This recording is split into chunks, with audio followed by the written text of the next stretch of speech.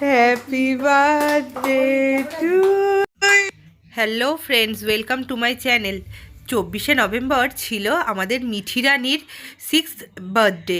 সেই জন্য সে আমাদের কাছে আবদার করেছিল তাকে যেন মিড নাইটে সারপ্রাইজ দেওয়া হয়, কিন্তু আমরা তো বলে রেখেছি না না, মিড নাইটে সারপ্রাইজ হবে না, একবারেই তুমি কেক কাটবে।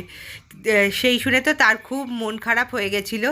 আর আমরা করেছিলাম কি, একটা কেক কিনে এনে সেটাকে লুকিয়ে রেখেছিলাম। আবার সে আবার তার বাকে বলে রেখেছিল যে বা তুমি কিন্তু আমার জন্য পায়েস রান্না করে সেটাকে লুকিয়ে রাখবে, আমার খুব ভালো লাগে তুমি মায়ের জন্য পায়েস রান্না করে লুকিয়ে আসো রাত্রির 12টার সময়, সেই সব করা হয়, সেগুলো আমার খুব ভালো লাগে। সেই জন্য মিঠির জন্য রাত্রির 12টার সময় কেক পায়েস সব কিছুরই ব্যবস্থা করা হয়েছিল। এই দেখো, সে এখন কেক কেটে সবাইকে খাইয়ে দিচ্ছে, আর সে তো হয়েছে খুব খুশি এই সমস্ত কিছু পেয়ে। আর এখন বড়রা তাকে খাইয়ে দিচ্ছে পায়েস।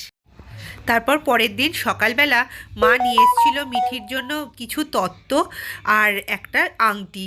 তারপর পরের দিন সকালবেলা মিঠিকে সবাই আশীর্বাদ করে দুপুরবেলা খেতে দেওয়া হলো। দুপুরবেলা ছোট্টই আয়োজন করা হয়েছিল। মিঠি তো সেই সব আয়োজন পেয়ে খুব খুশি। এই দেখো,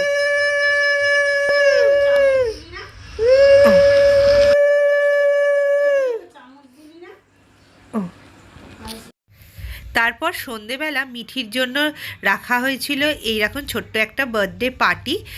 ঘরটরগুলো সুন্দর করে সাজিয়ে গুছিয়ে দেওয়া হয়েছিল, আর ওর কিছু বন্ধুকে ইনভাইট করা হয়েছিল। সে তো শুধু বন্ধুদের সাথেই ব্যস্ত, এমনকি সে বন্ধুদের নিয়েই কেক কাটবে। কেক কাটার সময়ও সে আমাদের কাউকে রাখেনি।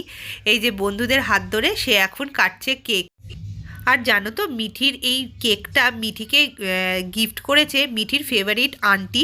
প্রত্যেক বছরই মিঠিকে মিঠির বার্থডেতে কেক গিফট করে। এত সুন্দর কেকগুলো হয়, তোমাদেরকে কি বলবো, যেমনি সুন্দর ডিজাইন তেমনি টেস্টি কেকগুলো। তোমাদের আজকে মিঠির এই বার্থডের ব্লগটা কেমন লাগলো অবশ্যই জানিও। আর আমাদের মিঠিকে তোমরা একটু আশীর্বাদ করো, ও যেন ভালো মানুষ তৈরি হয়। ভালো মানুষ হওয়াটাই তো জরুরি, বলো? ঠিক আছে, আজকের মতো টাটা।